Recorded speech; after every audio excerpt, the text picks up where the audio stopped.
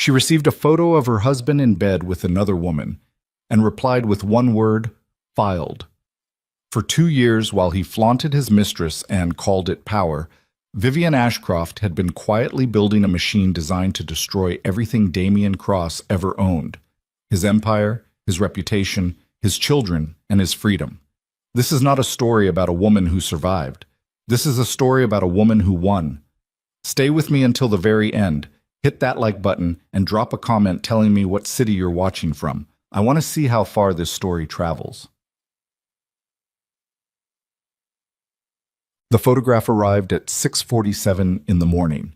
Vivian was standing at the kitchen counter with both hands wrapped around a ceramic mug, watching steam curl off the surface of her coffee in slow, lazy spirals. The children were still asleep. The house was quiet in the particular way that expensive houses are quiet. Insulated, airtight, every surface chosen to muffle sound and feeling both. Outside, the city was just beginning to wake up, pale gray light pushing through the floor-to-ceiling windows overlooking the skyline that Damien Cross had spent 15 years assembling like a trophy case. Her phone buzzed once against the marble countertop. She didn't reach for it immediately. She had trained herself out of that reflex over the past 2 years, the instinctive lurch toward whatever Damien wanted, whatever signal he was sending, whatever new humiliation was packaged inside a notification. She took one more sip of coffee, set the mug down deliberately, then picked up the phone. The image loaded in pieces, the way images do on a slow connection, and for a half second she only saw color. Pale skin, white sheets, the familiar dark ink of a tattoo curling over a shoulder she had once touched without thinking. Then the rest of it loaded. Damien Cross was lying on his back in a hotel bed, one arm behind his head, grinning at the camera with the particular smile he reserved for moments when he felt completely untouchable. Beside him, pressed against his chest with her dark hair spread across his shoulder, was Celine Voss. Celine had taken the picture herself. Her arm was extended, her lipstick was fresh, and she was looking directly into the lens with the calm, satisfied expression of a woman who wanted to be seen. Vivian stared at the photograph for 11 seconds. She counted them without meaning to. Then she typed a single word in reply and hit send. Filed. She set the phone face down on the counter, picked up her coffee mug, and walked to the window. Her reflection looked back at her in the glass. A woman in her early 40s, dark circles under careful eyes, wearing a robe that probably cost more than most people's monthly rent. She looked completely ordinary. She looked like a woman who had just received devastating news and was trying to process it. She looked like exactly what Damien believed she was, a broken wife who had finally run out of ways to pretend otherwise. She was not broken. She had not been broken in a very long time. What she felt, standing at that window with the city spread out below her and her husband's mistress's selfie still glowing on the phone behind her, was something closer to relief. The clean, almost physical sensation of a door swinging open after 2 years of pressing against it with everything she had. It had begun. That 26 months earlier, Vivian Ashcroft had been someone entirely different. Or rather, she had still believed she could afford to be. She had married Damien Cross at 31, which was old enough that she should have known better, and young enough that she convinced herself love and intelligence were the same protection. Damien was already powerful when she met him. He had the kind of presence that filled a room before he walked into it, broad-shouldered, deliberate in his movements, with dark eyes that gave nothing away while appearing to offer everything. He ran a real estate development company that was legitimate enough on paper to withstand scrutiny and opaque enough in practice to serve purposes the balance sheets never named. She knew what he was. She had not cared, or she had cared and told herself the caring was enough to change something. It wasn't. Nothing changes a man like Damien Cross. You either survive him or you don't. Their first child came 11 months after the wedding. Their second 18 months after that. By the time their third arrived, the youngest, Mia, born on a Tuesday in April with her father absent from the delivery room because he had a meeting he considered more important, Vivian had already spent 2 years learning what her marriage actually was. Not a partnership, not even a transaction, an acquisition. Damien had acquired her. She ran the household, raised the children, appeared beside him at events where her presence communicated stability and normalcy, and in return she received a level of material comfort that made every form of objection feel like ingratitude. She had tried in the early years to push back. She had tried distance, an argument, and the kind of quiet withdrawal that she had hoped would communicate something. Damien responded to all of it with the same patient, suffocating control, a tightening of the financial reins, a few well-placed comments to her friends about her emotional instability, a reminder delivered without raised voice that everything she depended on, her home, her children's schools, her ability to move through the world at a certain level, existed because he permitted it. She had understood gradually that escape was not a door. It was a trap with a door painted on it. The night everything actually changed was 3 days after Mia was born. Vivian was in the nursery, sitting in the rocking chair they had bought at a store in the city's designer district, the kind of store where you bought furniture to signal something about the life you were performing. Mia was asleep against her chest, impossibly small and warm, smelling of the particular softness that newborns carry for those first few weeks before the world starts to get into them. The rest of the house was quiet. Damien was downstairs in his office, and his voice was low and careful the way it got when he was discussing something he did not want overheard. Vivian had not intended to listen. She had come downstairs for water and stopped at the bottom of the staircase when she caught a single phrase, distinct and clear through the cracked office door. Psychiatric evaluation. Get me someone who can document it properly. She stood very still in the dark hallway with her newborn daughter against her chest. I need it documented before she does anything stupid.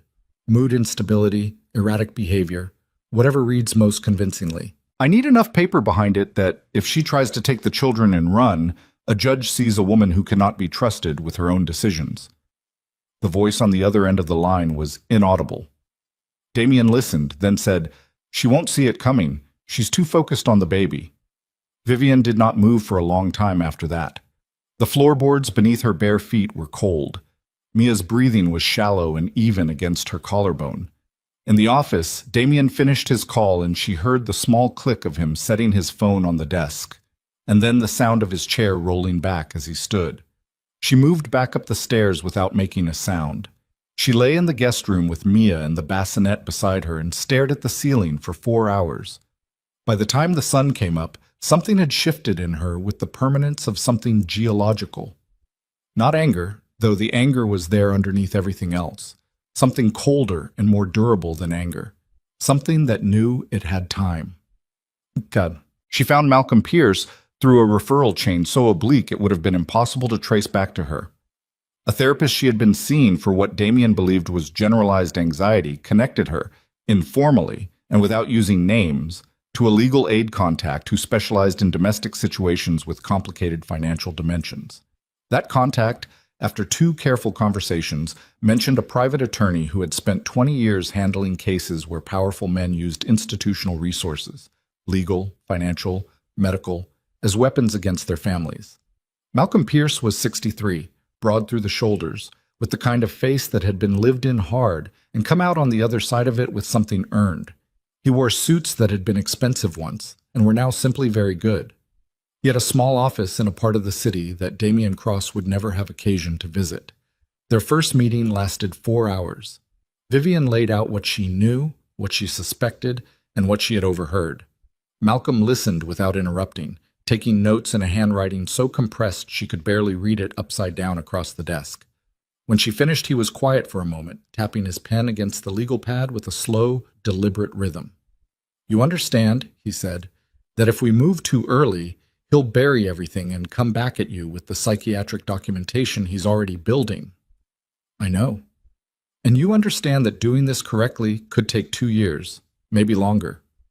I have time, she said. He thinks I'm broken. Broken people don't plan. Malcolm studied her for a long moment with the direct, unsentimental gaze of a man who had spent a career assessing exactly what people were capable of under pressure. Then he nodded once, slowly, as if something had been confirmed. Then we start with the financial trail, he said. Everything else builds from that. 2 years is a long time to perform a role you have come to despise.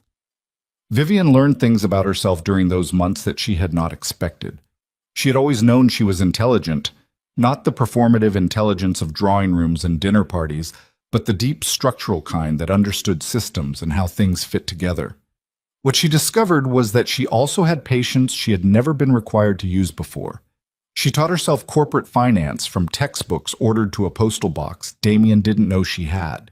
She studied trust law, asset protection structures, the specific legal architecture Damien's attorney had built around his legitimate holdings over the past decade. She understood after several months of study exactly which structures were legitimate and which were facades, and exactly what kind of evidence would be required to demonstrate the difference in a court proceeding. Malcolm guided her. He was exacting and unsentimental, and he never once offered her false comfort, which she came to value more than she could have anticipated. When she made mistakes, photocopied a document at the wrong resolution, missed a detail in a filing, he told her directly and explained what needed to be corrected without softening any of it. She preferred that. She was done being protected from information. The documents she needed were in Damien's home office, which she accessed during his frequent absences. She photographed them with a secondary phone she kept hidden inside the lining of a coat stored in the back of a closet. Some documents she was able to photograph quickly and replace without disturbance. Others required her to sit with them for 20-30 minutes at a time, reading carefully to understand what she was looking at before she documented it. During those sessions, she felt a particular quality of alertness that she had never experienced in ordinary life. Every creak of the house, every sound from outside the window, read by her nervous system as potential threat. She got used to the feeling. Eventually, she almost didn't notice it anymore. She also got Damien's signatures. This was Malcolm's particular achievement of design. Legal documents prepared with language carefully calibrated to appear innocuous. Household financial authorizations, insurance adjustments, what seemed to be routine trust modifications, that contained, embedded in their structure, binding acknowledgments of financial arrangements Damien had made but never wanted formally attributed to himself. Vivian presented them to him over the course of 8 months, at moments chosen with precision, after a good dinner, when he was distracted by a phone call he needed to end quickly, when he was leaving for an early flight and moving fast. He signed things he did not read because he had always signed things he did not read, because he trusted that everything in his house was managed by someone whose only function was to manage it invisibly. He trusted her to be invisible. He was right that she was invisible. He had misunderstood what invisible people can see. Through all of it, she maintained the performance without a single detectable crack. She smiled at dinners. She remembered the names of his associates' wives and children and asked appropriate follow-up questions at the next occasion. She packed lunches for their 3 children every morning with the quiet, unhurried efficiency of a woman who had accepted her world and made peace with its dimensions. She told their daughter's school administrator, when asked at a routine conference, that she and her husband were doing wonderfully. Thank you for asking.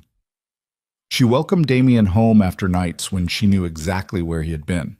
She did not ask questions. She poured him a glass of whatever he wanted and told him about the children's days with the calm, impersonal warmth of someone who had simply moved past needing anything from him. He believed this completely. His belief, his absolute certainty that she had been reduced to something manageable, was the structural weakness at the center of everything he had built. Arrogance is a particular kind of blindness. It doesn't prevent you from seeing what's in front of you. It prevents you from believing that what's in front of you could possibly be a threat. Damien Cross had spent 15 years building an empire on the assumption that the people around him could be contained, bought, or broken. He had broken his wife, and in doing so, he had removed from his threat assessment the one person inside his perimeter who understood everything about how he operated. Celine Voss was the variable he should have controlled better. Vivian had identified her as the weak point 18 months into the operation, not because Celine was unintelligent, but because Celine was vain in a specific and exploitable way. She needed her victory to be witnessed. She could not carry a triumph in silence.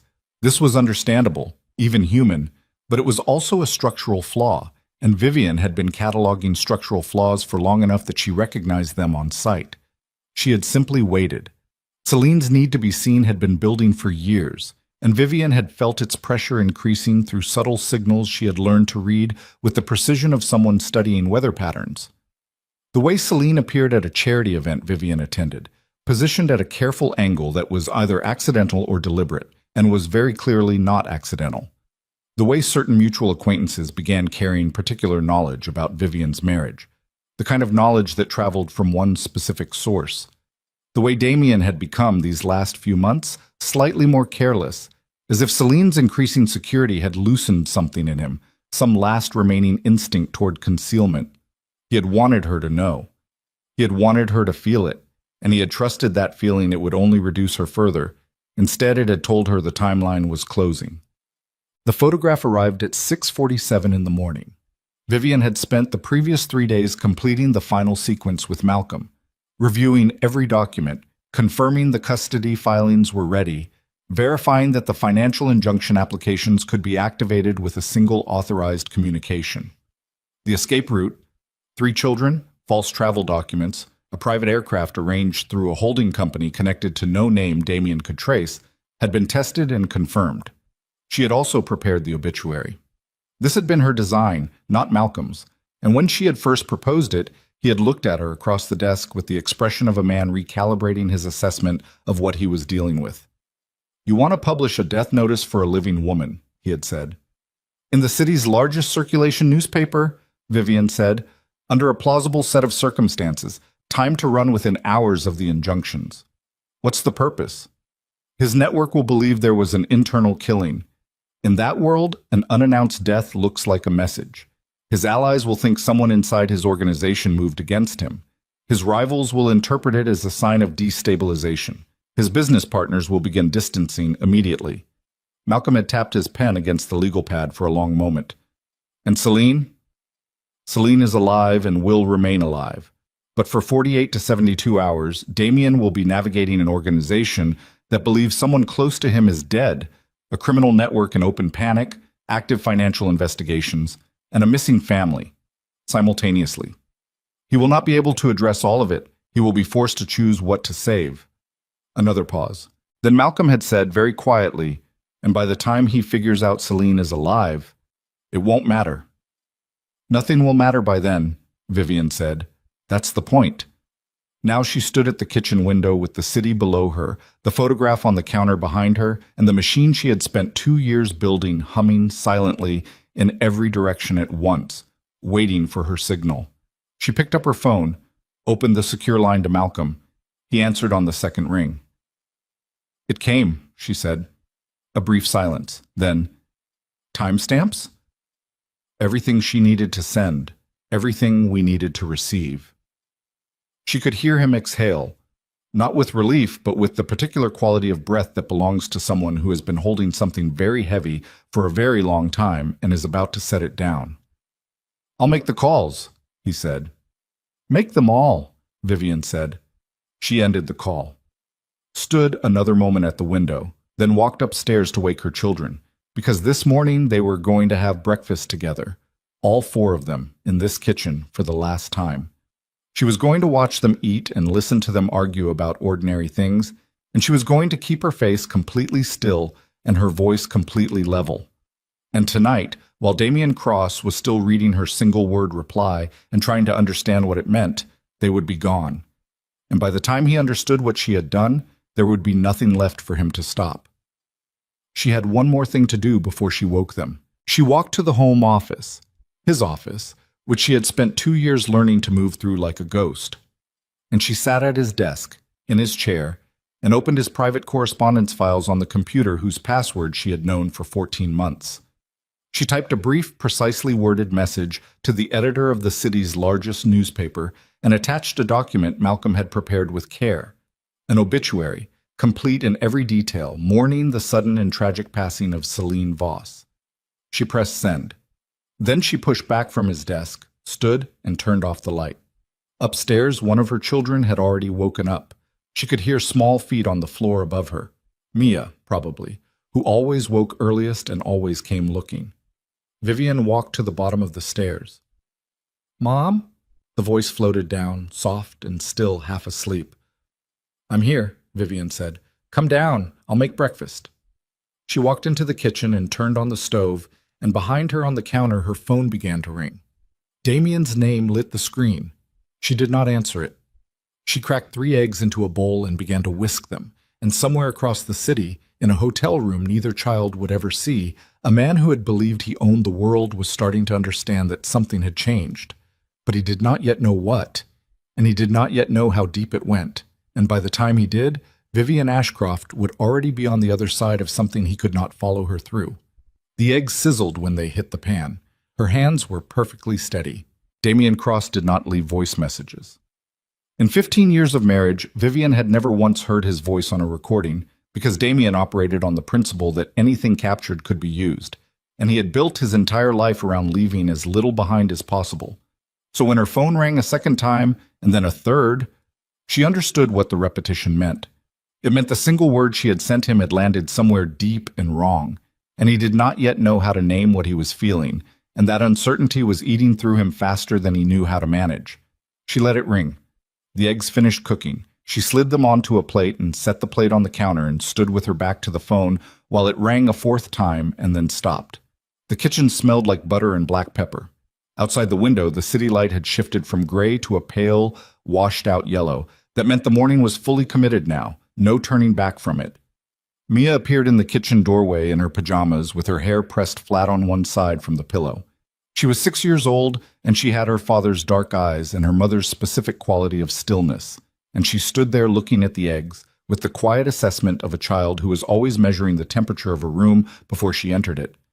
Vivian had noticed that in her years ago, and it had broken something in her, that her youngest had already learned at 6 to read the air before she breathed it. "Is Dad home?" Mia asked. "No, sweetheart." "Okay."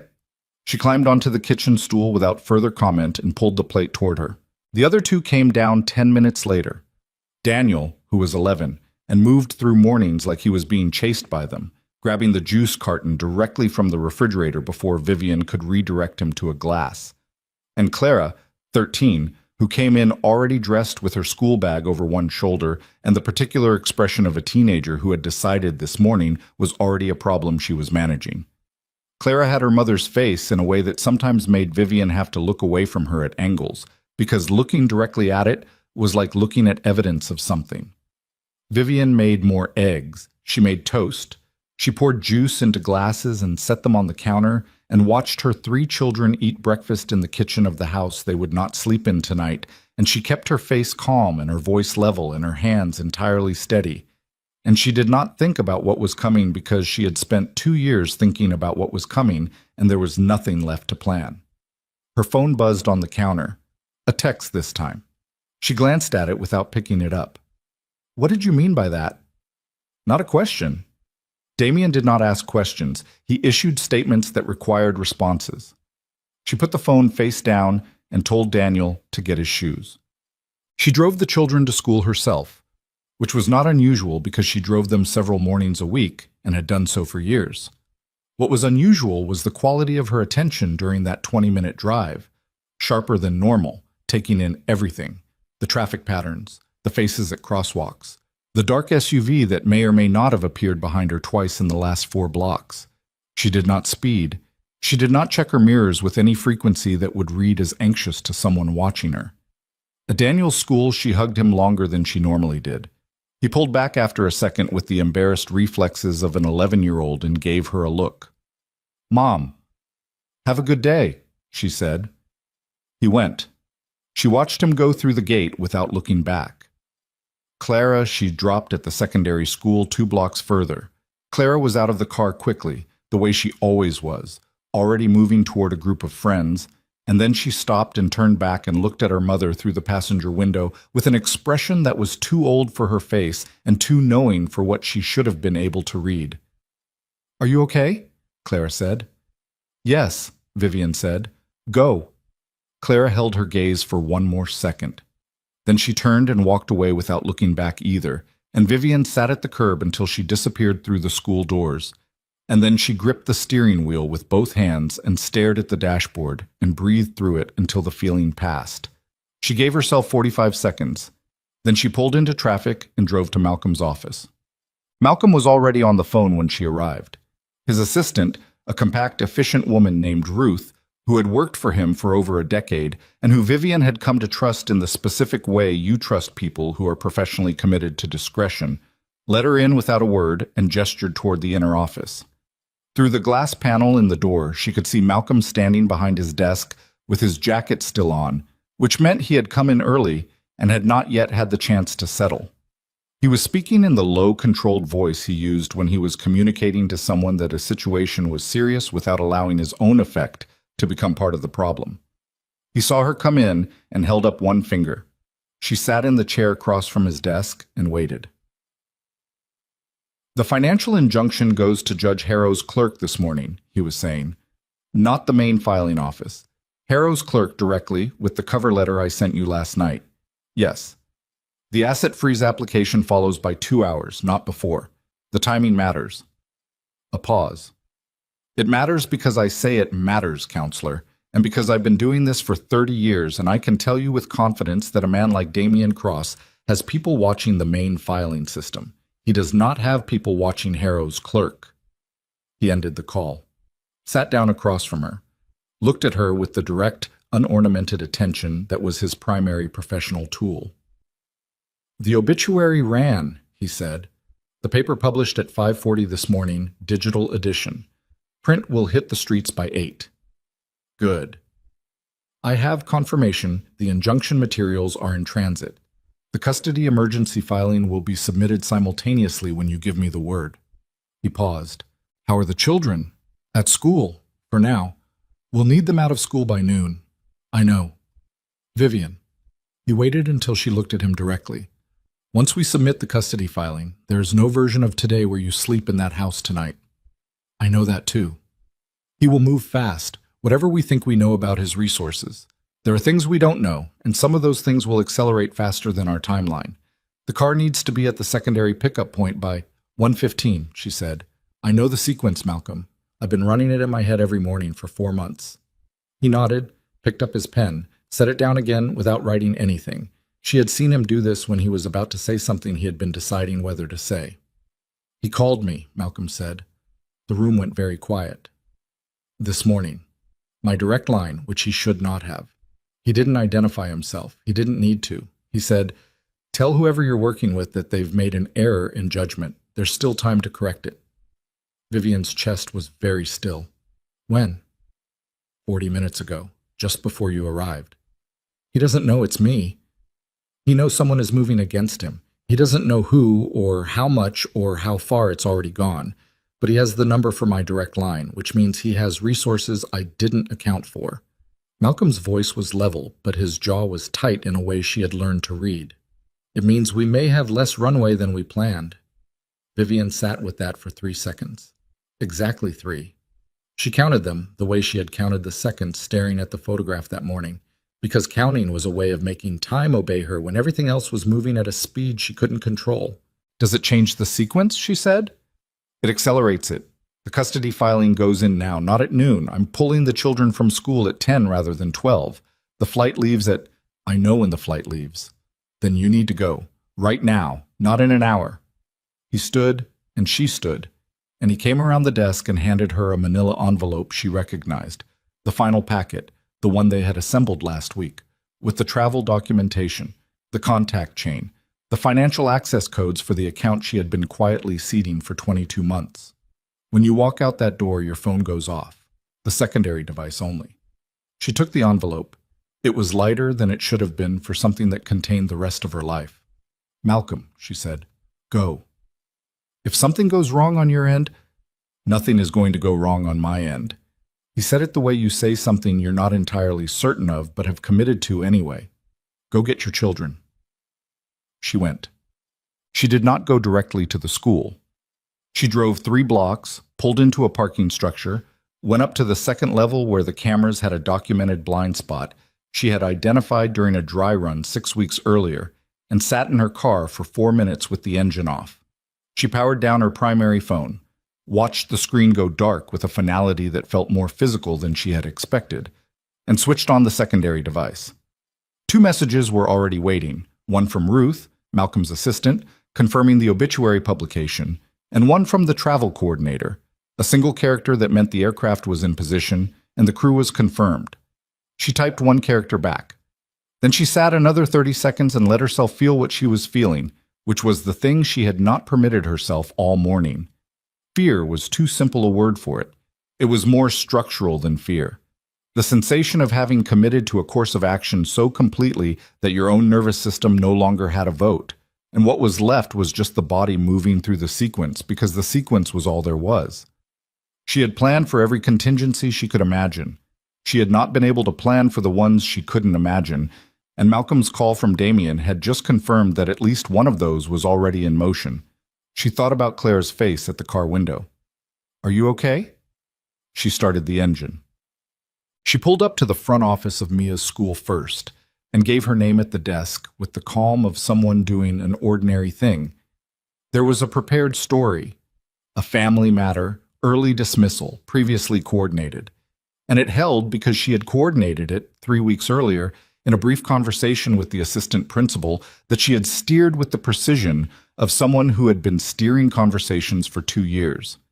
Mia came out of her classroom holding a drawing she had been working on, and she looked up at her mother with the careful eyes and said simply, "Are we going somewhere?" "Yes," Vivian said. "Okay," Mia said again, and tucked the drawing into her backpack and took her mother's hand. That was all. 6 years old, already understood that some questions had answers you didn't push on. They drove to Daniel's school. Daniel came out with his backpack and his jacket tied around his waist, and his expression shifted rapidly through 3 stages: surprise, assessment, the particular calibration of an 11-year-old who knows something is wrong and is deciding how worried to be. "What's happening?" he said, getting into the car. "We're going on a trip," Vivian said. "Get your seatbelt." "What kind of trip? I have practice this afternoon." "You'll miss practice today." "Mom?" His voice carried the specific indignation of a child whose routine has been violated. "Coach said if we miss practice before the—" "Daniel?" She looked at him in the rearview mirror, just looked at him. Something in her face closed the conversation. He got his seatbelt, said nothing else. Clara was harder. Clara came out of the secondary school's main entrance and walked to the car and got in and sat for a moment looking at her siblings, and then at her mother, and then at the bag and the footwell that was not normally there. That was, in fact, the bag Vivian had packed 3 days ago and staged in the trunk before transferring it this morning. "Mom," Claire said, "what's in the bag?" "Essentials." "For what?" "We'll talk in the car." "I want to talk now." Vivian pulled out of the school driveway before she answered, because she needed to be moving, needed the road under them, needed the momentum of departure to counteract the gravity of this conversation. "We're leaving," she said. "The 4 of us. Today." The car was very quiet. "Leaving where?" Clara said. The teenager had left her voice entirely. This was someone else, someone older, someone who had been waiting a long time for this sentence. "The city, the house, everything your father controls." Another silence. Then Daniel, from the back seat, "Is Dad going to be mad?" "Yes," Vivian said, "but he won't be able to do anything about it." "How do you know?" Daniel said. "Because I made sure of it." She said it the same way she said everything that morning. Flat, certain, final. "Do you trust me?" A pause. Then Mia, quietly, from her car seat. "Yes." Daniel looked out the window. "Yeah," he said after a moment. "Yeah, okay." Clara had not moved. She was looking at her mother's profile with an expression that was sharp and frightened and something else underneath both of those. Something that might have been, if Vivian had been able to look at it directly, relief. "How long have you been planning this?" Clara said. Vivian checked the mirror, checked the road, checked the clock on the dash. 10:47. "A while," she said. "That's not an answer." "No," Vivian said, "it isn't." She made a left turn, then another, feeding them into the stream of midday traffic, heading toward the eastern part of the city where the private airfield sat behind a commercial freight operation, unremarkable from the road. 2 years, she said, give or take. The silence that followed was of a specific quality. The silence of 3 children recalibrating 2 years of memory against a fact they had not known. reassigning meaning to 100 ordinary moments that now read differently in this new light. Vivian had imagined this moment many times. She had imagined it would feel like crossing something. Instead, it felt like standing still while the ground moved. Her secondary phone buzzed once against the center console. She glanced at it. A message from Malcolm. 3 words. He found Ruth. She read it twice, then set the phone face down and said nothing, because there was nothing to say that would be useful, and the airfield was 14 minutes away. And 14 minutes was now the only thing that mattered. What it meant, what it had to mean, was that Damien had not simply received her message and reacted. He had mobilized. He had made calls, deployed people, and somewhere in the last 2 hours someone had located Malcolm's office, had found Ruth, and had extracted from that encounter something that moved them forward in a way that changed the geometry of what was happening. Malcolm's message told her he was still operational. A captured attorney goes silent, and he had texted. But it told her something else too. Damien was not flailing. Damien was hunting. She pressed the accelerator slightly harder and kept her face toward the road, and breathed through the thing climbing up the back of her throat that was not quite fear and not quite something else, and had no name she had ever found for it in 2 years of carrying it. The specific sensation of a plan in motion encountering resistance it had anticipated in theory and was now meeting in fact, and discovering that theory and fact are not the same weight. 11 minutes to the airfield. In the back seat, Mia had fallen asleep the way small children fall asleep in cars, abruptly and completely, with the drawing from her classroom still clutched in one hand.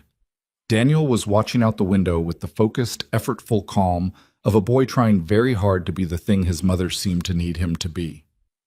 Clara had turned in her seat and was looking at her mother with the directness of someone who had decided this was the moment to stop being manageable. "Who is Ruth?" Clara said. Vivian said nothing. "Mom, who is Ruth, and what does it mean that Dad found her?" The light ahead turned yellow. Vivian went through it. "It means we have less time than I thought," she said. "How much less?" Vivian looked at the road, looked at the clock, looked at the phone on the center console with Malcolm's 3 words still face down against the plastic. She opened her mouth to answer her daughter, and then the secondary phone rang. Not a text, a call, from a number she did not recognize, and in the particular arithmetic of this morning, an unrecognized number on a device that only 4 people in the world had the number for meant something had already gone wrong in a way her plan had not accounted for. She answered it on the second ring. Silence on the other end. Not empty silence, occupied silence, the kind that has a person inside it who is deciding something. Vivian kept her eyes on the road and said nothing and waited, because she had learned 2 years ago that silence was a tool, and the person who broke it first was the person who needed something. Then a voice she recognized said, "Pull over." Her hands tightened on the wheel by a fraction. Malcolm's voice. But the quality of it was wrong, flat in a way that was not his professional flatness, which was controlled and deliberate. This was the flatness of a man who had had something knocked out of him and had not yet figured out if it was coming back. "Are you hurt?" she said. "Pull over, Vivian." She checked the mirror, checked Clara's face, which was watching her with the stillness of someone who understood that the conversation happening in front of her was the one that determined everything. She made a right turn off the main road into a commercial side street, a row of warehouses, a freight company, a lot full of parked delivery vehicles. She stopped the car against the curb and put it in park and stared at the concrete wall of the building in front of her. "I'm pulled over," she said. "The injunction didn't file," Malcolm said. 3 words. 4, technically. She heard them and her body did something involuntary. A cold current that moved from her chest to her hands and then was absorbed back in because she did not have the luxury of what it wanted to do next.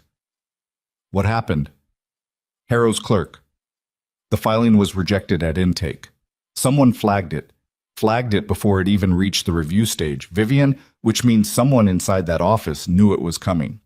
A pause. She could hear him breathing in that flat, damaged way. The asset freeze application was rejected simultaneously. Same flag, different clerk, different office. That doesn't happen by accident. She stared at the concrete wall. "The custody filing," she said. "Pending. Still in transit. But if they flag the injunction, they know the custody filing is coming, which means we have, I don't know, minutes, not hours. Malcolm. She kept her voice very even. Who knew about Harrow's clerk? Specifically, who had that detail? A silence that told her he had already asked himself this question and had already arrived at an answer he did not want to deliver. 3 people, he said. Ruth, myself, and the attorney I used as a secondary filer. Name. Vivian. Name. Malcolm. A sound like a chair moving, like a man sitting down heavily into something. His name is Gerald Foss. He's been with my firm for 6 years. I would have... He stopped. Tried again. I would have trusted him with anything. She did not say, then you shouldn't have. She did not say anything that would spend a single second on the past, because the past was already done, and the only thing that existed now was the 9 minutes remaining between her parked car and the airfield, and the fact that someone inside Malcolm's firm had been feeding information to Damien Cross, and the injunction had been killed before it could touch a single asset, and the freeze was dead, and the 2-year legal scaffolding she had built around her husband's empire had just been pulled out from under itself by a man named Gerald Foss, who had apparently decided at some point that Damien Cross's money was worth more than Malcolm Pierce's trust. The flight, she said. Is the flight compromised? I don't know. Does Foss know about the flight? He knew about the custody filing. The flight logistics were handled separately, through Ruth only. Foss didn't have that thread. A pause. But if they have Ruth, what do you mean if they have Ruth? She said it without inflection, without anything. Another silence. Longer. The kind that contains a confession. She's not answering her phone, Malcolm said. I sent the message when she stopped responding. That was 22 minutes ago. I've had no contact since. In the back seat, Daniel had turned from the window and was looking at his mother's face. Mia was still asleep. Claire had gone very still with her hands in her lap and her eyes forward. Vivian looked at the clock on the dash, looked at the concrete wall, looked at the 9 minutes that still stood between her and the airfield, and did the calculation she did not want to do, which was, if Ruth had been in Damien's people's hands for 22 minutes, and if Ruth knew the flight logistics, then the airfield was the single point in the entire operation where everything that remained could be stopped. I need you to tell me something true, she said. Right now, can you still file the custody order? Without the injunction as the predicate filing, the custody order has weaker standing. It can still be filed, it will still... Can you file it? Yes. Then file it. Right now, while I'm on the phone. Do it. She heard him moving, heard the particular sounds of a man typing quickly with the phone pressed against his shoulder. She watched a freight truck pull out of the lot across the street with the ponderous, indifferent movement of something that had no knowledge of what was happening inside the silver car parked at the curb. She watched it go. Filed, Malcolm said. Timestamp 10:58. Good. Now tell me how bad Foss's damage actually is. A long breath. The injunction was the mechanism that froze his liquid assets, the shell companies, the domestic accounts. Without it, Damien has full access to everything. The fraud investigation materials we submitted to the financial authority are still in their system, but without the injunction as a forcing mechanism, the investigation proceeds on their timeline, not hours, which means months, not days. And the evidence files, the physical documentation. Safe. In the archive I maintain off-site. Foss didn't have access to the archive, only to the filing strategy. So the evidence still exists. Everything you built over 2 years still exists. What we've lost is the timing, the synchronized pressure, the legal and financial strike happening simultaneously with your departure. That's gone. He has money, he has time, and he knows something is moving against him with enough specificity to have placed someone inside my firm. She let that sit for exactly 2 seconds. Who else did you use? On the obituary? That was handled through a contact completely separate from the firm. No connection to Foss. So the obituary still ran. It ran at 5:40 this morning. By now it's been in circulation for... She heard him pause, calculate. Over 5 hours. Digital reach, print distribution. The criminal network will have seen it. Then that part is still working. Yes, but Vivian, I need to think, she said. Don't call me. I'll call you. She ended the call. Tub. The car was very quiet. Outside, a pigeon landed on the concrete curb 3 feet from the front tire, looked at the car with the blank commitment of a bird that has never in its life had a thought about consequences, and then flew away. "Mom!" Claire's voice.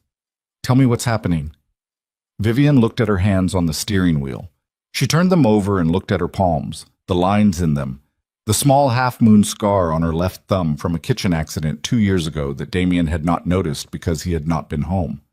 She pressed her palms flat against the tops of her thighs. "Part of the plan didn't work," she said. "Which part?"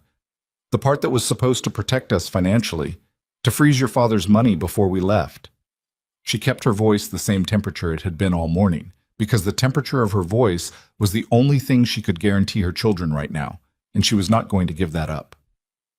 "Someone told him what we were doing, someone who worked for the lawyer helping me."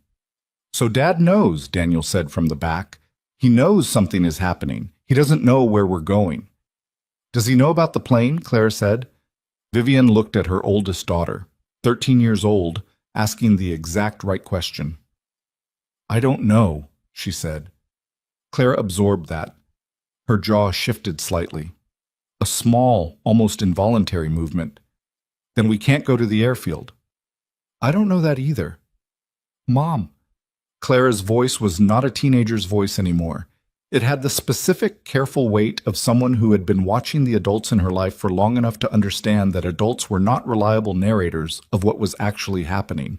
"If you don't know whether the plane is safe, then going to the plane is... I know what it is." "Then what do we do?" Vivian stared at the concrete wall in front of her for a long time. She was running the geometry of it in her head, not the 2-year plan, which had been built for a different situation, but the immediate geography of this particular moment. A parked car, 3 children, 8 minutes to an airfield that may or may not be compromised, and a man across the city who had just discovered his wife had been building a machine against him and now had his hands on the machine's gears. Everything she had prepared had been predicated on speed, on simultaneous action, legal, financial, physical, that gave Damien too many fires to fight at once. That was gone. The legal strike had failed. The financial freeze had failed. What remained was the physical departure, the one thread that was still intact, and she was sitting in a car on a side street deciding whether to pull on it. She picked up the secondary phone and dialed the travel coordinator. 1 ring, 2. A click. "Position?" she said. "Ready." The coordinator's voice was calm and professional, in the way of people who are paid to remain calm under conditions that would do other things to other people. "Crew has been on board since 0800. No activity at the perimeter." "No one has approached the facility?" "Negative. Private access road has had 3 vehicles in the last hour, all freight, all consistent with the adjacent operation, nothing anomalous." She breathed. "We're 12 minutes out," she said. "We'll be ready," the coordinator said, and ended the call. Vivian put the car in drive, pulled back into the street, made the series of turns that would take them to the eastern corridor, toward the freight operation, toward the unremarkable access road behind which a small aircraft sat with its crew in place and the runway cleared. "Are we still going?" Daniel said. "Yes," Vivian said. They drove in silence for 4 minutes. Then Mia woke up, looked around at the unfamiliar surroundings with the undefended confusion of a child emerging from sleep, and said, "Where are we?" "Almost there," Vivian said. "Go back to sleep." "I'm not tired anymore." "Then look out the window." Mia looked out the window. They drove. Sets. The airfield access road was exactly as it had always been, a flat, unmarked turn off the eastern freight corridor, the kind of road you would not notice if you were not looking for it, running between 2 chain-link fences for a quarter-mile before opening into the private facility. Vivian turned onto it and drove at a measured pace and watched the road ahead with the particular quality of attention that had become her default state over the past 2 years, reading everything. The fence line, the shadows between the parked freight containers to her left, the way the gravel on the road surface had or had not been disturbed. She was 50 meters from the main gate when she saw the black SUV. It was parked on the far side of the gate, engine off, positioned at an angle that was not the angle of a vehicle that had arrived on normal business. 2 men visible in the front, dark clothing. No signage on the vehicle. Her foot came off the accelerator. The car slowed gradually, coasting, still moving toward the gate, and she gave herself 3 seconds to assess and then turned the wheel in a smooth, unhurried arc that brought her around in a wide half circle and pointed back down the access road the direction she had come. She pressed the accelerator. The car moved. "Mom?" "Daniel?" "Don't look back," she said. "Don't turn around." In the rearview mirror, one of the men in the SUV had opened his door. She pressed the accelerator harder, and the car reached the end of the access road, and she turned. Without stopping onto the freight corridor, and fed them into the traffic stream, with her heart doing something in her chest that she refused to acknowledge and her hands on the wheel absolutely steady. She dialed the coordinator. 1 ring, 2, 3. Voicemail. She dialed again. Voicemail. She put the phone down. She drove for 6 minutes without a destination, which was the most frightening 6 minutes of the entire operation. Not the planning, not the 2 years of performed invisibility, not the morning sequence of failures, but these 6 minutes of pure directionless movement, because every contingency she had built had assumed forward motion, and there was no contingency for this. For the plane being watched, and the legal mechanism broken, and Malcolm's firm compromised, and Ruth silent, and the airfield inaccessible, and 3 children in the car who were watching their mother drive without knowing where. She had one thing. She had had it as a true last resort, something she had built in parallel with everything else and told no one about. Not Malcolm, not Ruth, not the travel coordinator. A single thread she had pulled through the fabric of the plan and kept loose, separate, untouched. A name, an address. A man named Victor Crane, who had been a financial investigator for the Federal Financial Crimes Unit for 19 years before Damian Cross had arranged to have him removed from his position through a manufactured ethics complaint 3 years ago. Victor Crane, who had spent those 3 years building his own quiet file on Damian Cross's money laundering network, working from the outside with no institutional backing and a very clear understanding of what had been done to him. Vivian had found him 14 months ago. She had met him twice, in locations she had chosen, to confirm he was what she believed he was. She had given him nothing, none of her evidence, none of her documentation. She had simply established the contact and kept it. She had an address. She turned the car north. Victor Crane's apartment was in a residential tower in the Northern District, the kind of building that had been expensive once and had aged into merely adequate, with a lobby that smelled of floor cleaner and the particular staleness of recycled air. She parked in the underground structure and told the children to come with her, and did not answer Daniel's questions, and did not acknowledge Clara's expression, which had moved beyond fear into something more complicated. The expression of someone watching an improvisation and trying to calculate whether the person doing it knows what they're doing. She didn't know. She knew the address, and she knew Victor Crane had reasons to want what she had, and she knew that the evidence files Malcolm held off-site were still intact, and she knew that the copies she held, physically, on encrypted drives inside the lining of the bag and the trunk, were still intact. She had 3 children and a bag full of evidence that could dismantle a criminal empire and nowhere to go, and she was going to knock on a door she had no guarantee would open. She knocked. A long pause. Then the sound of movement inside. Deliberate, careful movement. The pause of someone looking through a peephole. The door opened.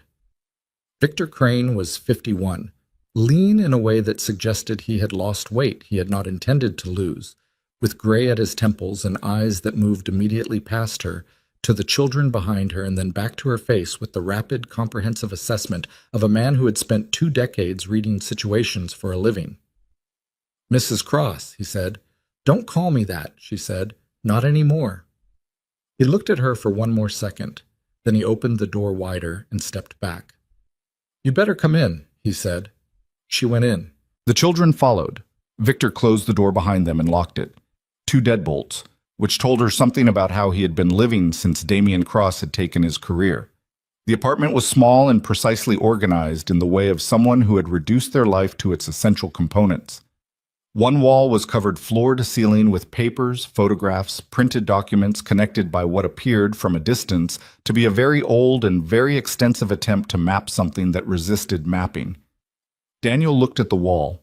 "Is that—" "Don't touch anything," Vivian said. Victor was watching her. What happened? He said. Not a question. The same inflection Damien used, which she noticed with the specific attention she gave to all things that reminded her of Damien, which was the attention of someone cataloging threat. The legal operation was compromised. Someone inside the firm I was working with was feeding information. The injunctions failed. The asset freeze failed. The airfield has watchers. She said it in sequence, without inflection, the way you brief someone when there is no time for the emotional content of the information, only the information itself. Victor did not react visibly to any of it. He walked to a kitchen counter, picked up a coffee mug that appeared to have been there for a while, set it back down without drinking from it. How much of your evidence is intact? All of it. He looked at her sharply. All of it, she repeated. The files Malcolm holds off-site, and the physical copies I'm carrying. The legal mechanism failed. The evidence didn't. What do you need? I need a way out of the city that isn't the airfield. I need somewhere safe for 3 children for a minimum of 72 hours. And I need to know if you have contacts inside the Financial Crimes Division who are still active. She paused.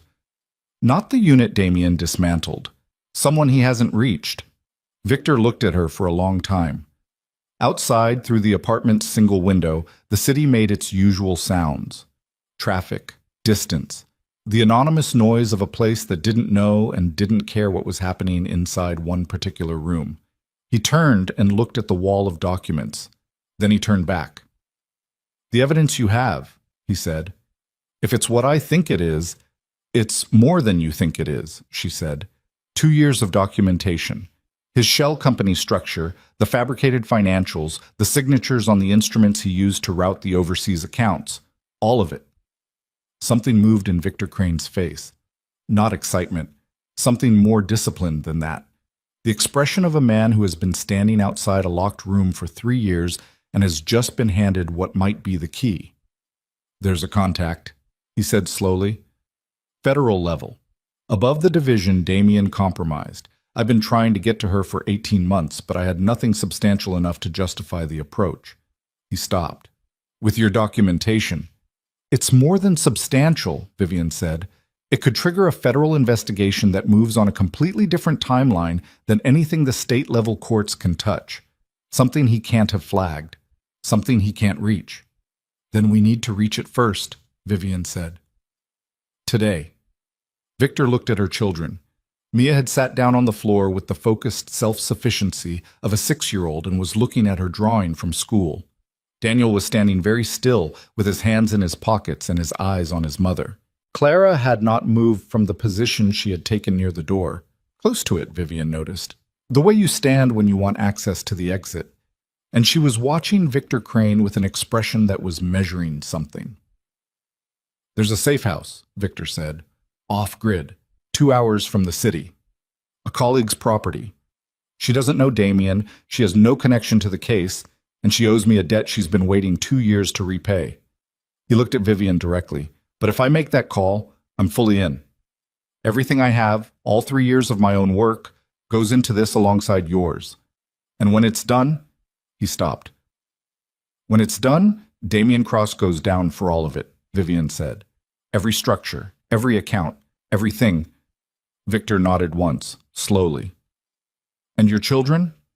My children will be in the safe house while we make the federal approach. Another silence. Victor picked up his phone, looked at it, set it down again in the gesture she had seen Malcolm use that morning and recognized as the last hesitation before a point of no return. There's something you should know first, Victor said. His voice had changed, not in volume, but in quality.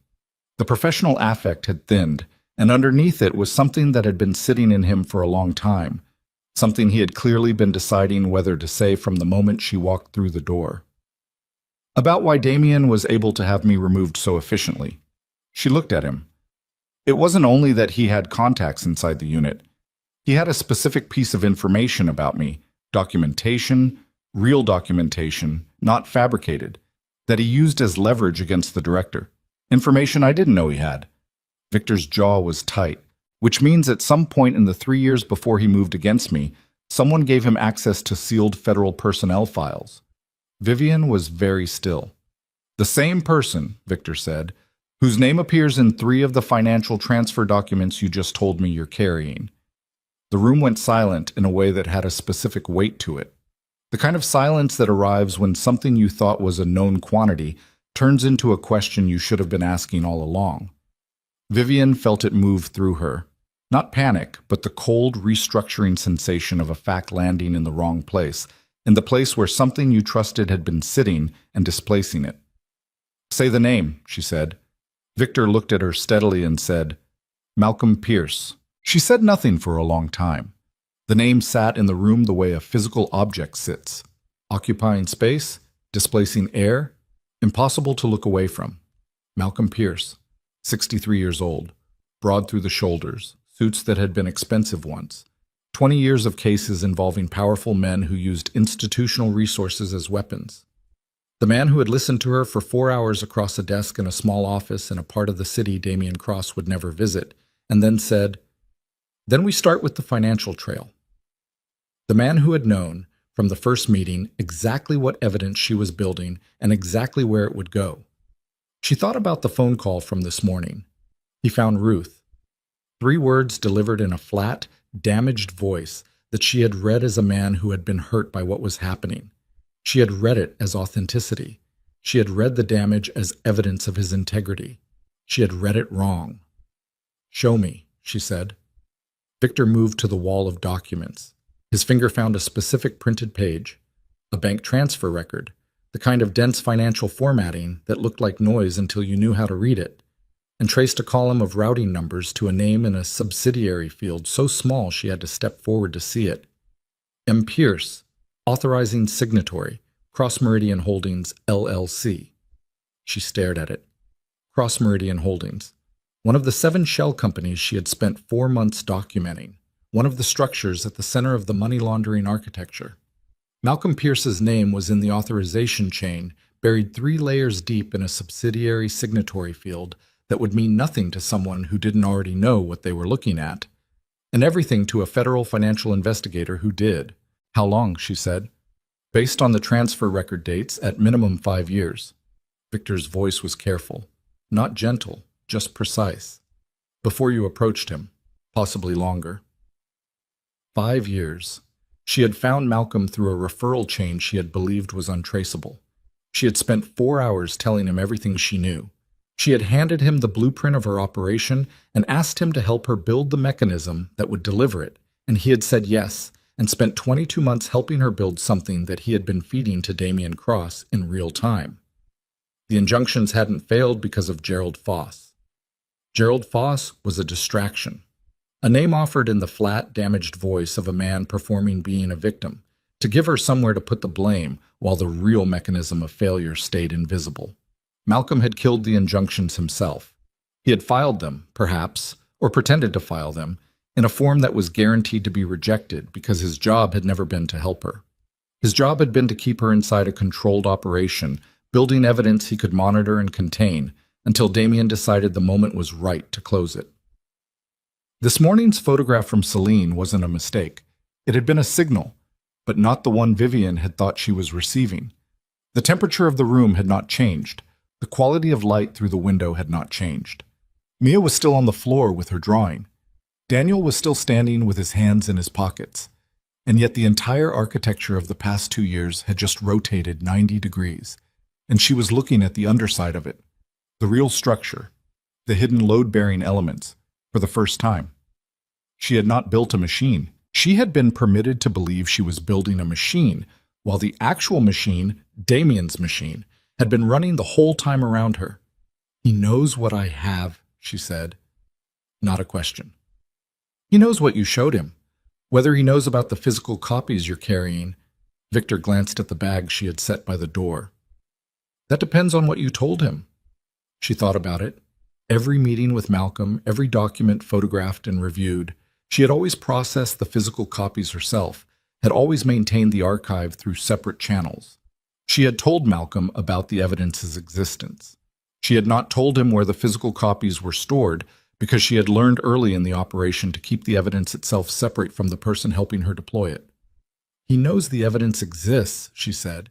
"He doesn't know what I'm carrying." Victor looked at the bag. Then you have something he doesn't know you have, Victor said, which is the only advantage you have left. What? She called Malcolm. She did not tell Victor she was going to do it. She walked to the apartment's single window, turned her back to the room, and dialed the number she had called that morning. The number she had called to say it came. The number that had answered on the second ring with a voice that was performing damage so convincingly she had heard it as real. He answered on the first ring this time. Vivian. Smooth, controlled. The damage was gone from his voice entirely now, which told her he knew she had figured it out, or he had decided she wasn't going to figure it out and had stopped performing for her. Gerald Foss, she said. A pause. I told you. There is no Gerald Foss. Or there is, but he's irrelevant. You killed the injunction yourself. She kept her voice flat and even. I want to know one thing. Was any of it real? The custody filing? A longer pause. The custody filing was submitted. With what standing? Without the injunction as predicate, it has no teeth. You know that. So what did you actually submit? Silence. That's what I thought, she said. Vivian. His voice shifted slightly. Not to something warmer, but to something more deliberate, the way you speak to someone standing on a ledge whose location you need to keep fixed. You need to understand the position you're in. You left your home this morning. You removed your children from their schools. You are currently, wherever you are, with no legal protection, no financial resources, and no working plan. Your husband is not a patient man when he feels, don't, she said, threatened. He's willing to allow you a conversation, today. One conversation in a location of his choosing to discuss Malcolm. She said his name with a specific weight. I know about Cross Meridian Holdings. The silence that followed was of a completely different quality than any of the preceding silences. It had texture. It had the texture of a man who has just heard a piece of information he did not believe the other person possessed, landing in a way that reorganized everything. I'm going to give you the opportunity, she said, that you did not give me. I'm telling you what I know, and I'm telling you that what I know is documented, physically, in a form that does not depend on you to be delivered. And I'm telling you that you have approximately 4 hours to decide which side of this you want to be standing on when the delivery happens. She ended the call. Her hands were shaking.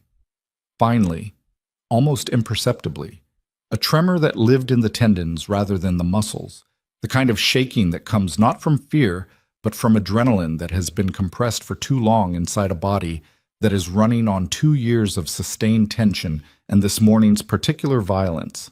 She pressed both hands flat against the glass of the window and breathed until the tremor stopped. Behind her, Victor said, You just told him we're moving against him. I told him he has a choice, she said. I don't think he'll take it, but it costs nothing to give it, and it buys us 30 minutes while he reports the call to Damien and they discuss what it means. Victor was quiet for a moment, then, You know they'll move on this location. Malcolm doesn't know this location. He knows you're not at the airfield. He knows you didn't take the original route. He knows you're inside the city, which means, I know what it means.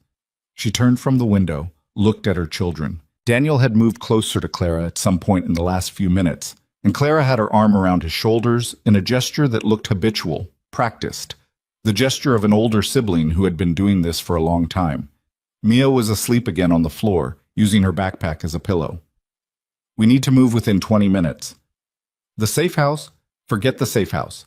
If Malcolm reports this call, they'll be watching every road out of the city within the hour. We need the federal contact, not as a future step. Now. She walked to the table where Victor had set his phone. You said 18 months trying to reach her. What was the obstacle? I had nothing substantial enough. We have the substance. I'm carrying it. What was the obstacle? Victor looked at her with the expression she had seen on Malcolm's face 2 years ago, the expression of someone recalibrating what they are dealing with. She's careful. She doesn't take unsolicited approaches from private citizens. I had no institutional standing to justify the contact. What's her name? Hale, Deputy Director Margot Hale, Federal Financial Crimes, Division 3. She's the one who built the methodology for tracing complex layered laundering structures, the exact methodology that would apply to Cross's shell network. Does she know your name? She knows what was done to me. Whether she'd view that as a credential or a liability, I couldn't. Call her, Vivian said. Right now.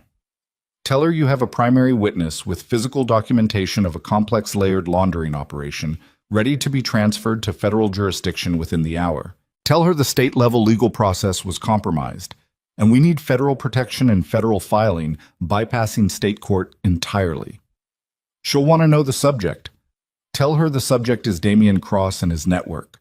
Tell her the documentation includes a sitting legal professional who appears as a signatory in the shell structure, which means we're bringing her attorney corruption alongside the financial crimes.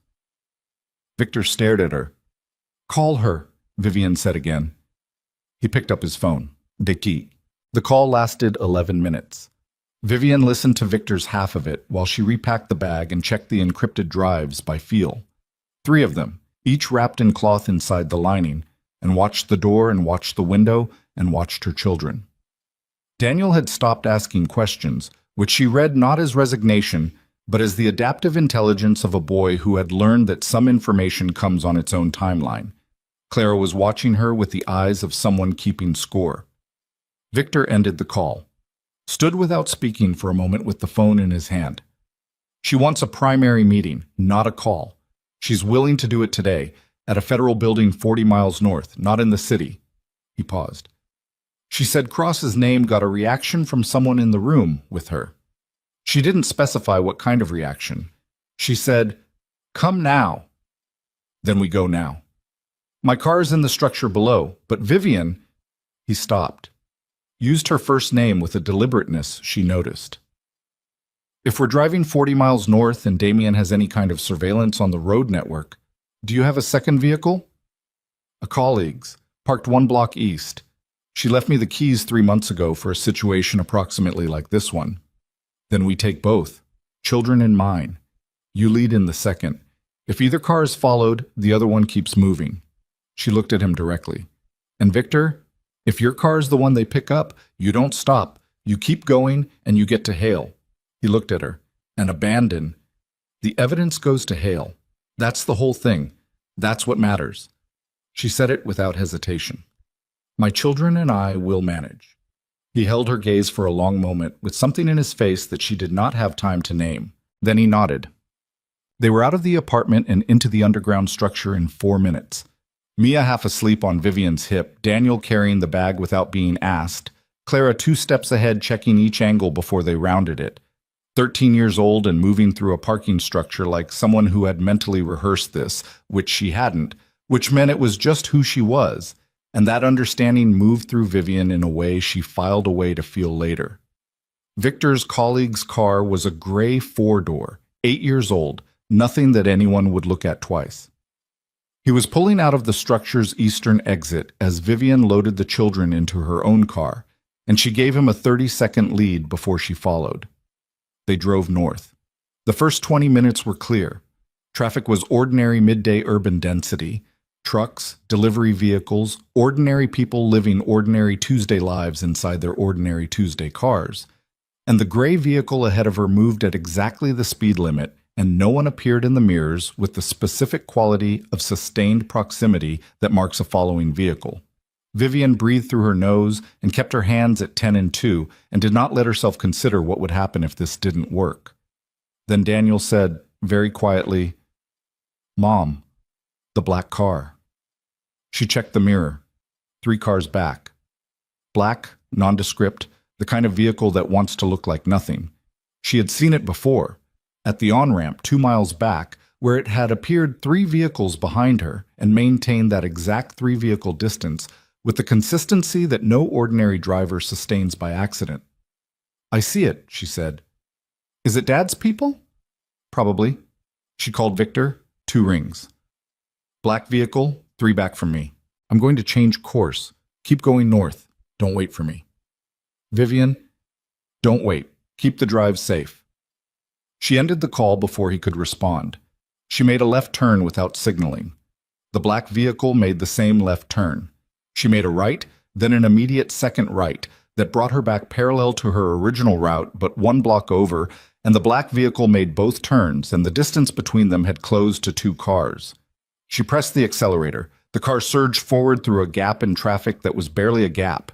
She felt rather than heard Daniel grab the door handle, felt Mia's small body press back against her car seat, and she came through it and put 3 vehicles between herself and the black car and took the next left hard. The city's northern residential grid was a series of narrow streets that the through-traffic maps did not use because they were slow and inconvenient and exactly what you wanted if you were trying to lose something. She moved through them for 8 minutes, making turns at intervals that felt random and were not. She had studied this part of the city during a period when she had been studying everything, when every part of the city had been a potential piece of a plan she hadn't yet finalized. She came out of the residential grid onto a commercial boulevard, and the mirrors were clear. She drove 3 more blocks and pulled into the parking structure of a grocery chain and went up to the 3rd level and parked. Silence in the car. The particular dense silence that arrives after sustained velocity. Daniel let go of the door handle. She could hear him breathe. "Okay," she said, to herself as much as them. "Okay." Her phone buzzed. "Victor. I'm 20 minutes from the federal building. Are you clear?" "Clear for now." She looked at the ramp up to the 4th level, assessed the structure's exits. "I need a route that avoids the north corridor. Send me your position." She texted the street address. Heard him processing on the other end. "There's a secondary route through the Eastern District, longer by 12 minutes, but it avoids the 2 main corridors they'd logically surveil." He gave her the turns. She committed them to memory without writing them down. "Victor," she paused, "when you get to Hale, tell her the documentation in the encrypted drives includes a federal personnel file that was accessed without authorization and used as leverage. Tell her it connects Cross to someone inside the federal structure at a level above her division." Silence on his end. "Tell her it goes higher than Cross," she said, "and tell her I'm the one who can show her how far." She ended the call. Clara from the passenger seat said, "Do you actually have that? Evidence that goes above Cross?" Vivian looked at her oldest daughter, the face that was too much like her own in the worst possible lighting, in the way that made her look away. "I have 3 financial transfer records," she said, "that I found in your father's files 14 months ago and didn't fully understand at the time. I've understood them for about 6 months. I didn't give them to Malcolm because something about them made me cautious. I didn't know why." She paused. "Now I know why." Clara absorbed this. "How high?" "High enough that when Hale sees them, she'll understand why a federal investigator could be removed from his position through a manufactured complaint. High enough that she'll understand how that was possible." She put the car in drive. "High enough that taking this down becomes a federal priority, not just a financial crimes referral." They came out of the parking structure and turned east. They were 30 minutes from the federal building when Malcolm's name appeared on the secondary phone screen. She had expected the call. She had expected it to come earlier, which meant either Malcolm had taken longer than expected to report to Damien, or Damien had taken longer than expected to decide how to respond, or, and this was the possibility she trusted least and feared most, something else was happening that she wasn't accounting for. She answered it. "You're making a very serious mistake," Malcolm said. "You already made yours," she said. "You made it when you agreed to monitor me for Damien and then spent 2 years watching me build something you couldn't stop without revealing yourself. You could have killed this 18 months ago. You didn't, because as long as I was building inside a structure you controlled, you could manage the risk. You waited too long." A pause. "Where are you going?" "You know where I'm going." "Vivian." And now something new was in his voice. Not the performance of damage and not the smooth professional control. Something older and tireder than either.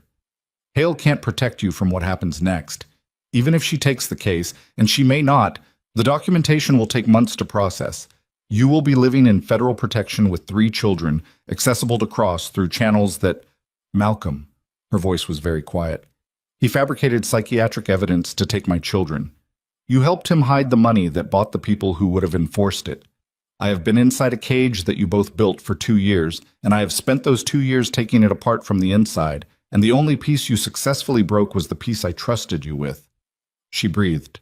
"So tell me, sincerely, what exactly you think you're offering me." Silence.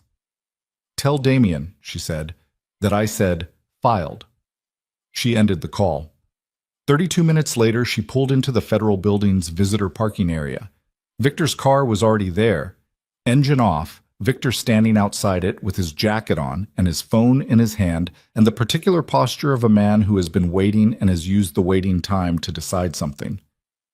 A woman was standing beside him, 50, composed, with the quality of stillness that belongs to people who have spent long careers in rooms where everything is high stakes and have learned to wear their authority quietly.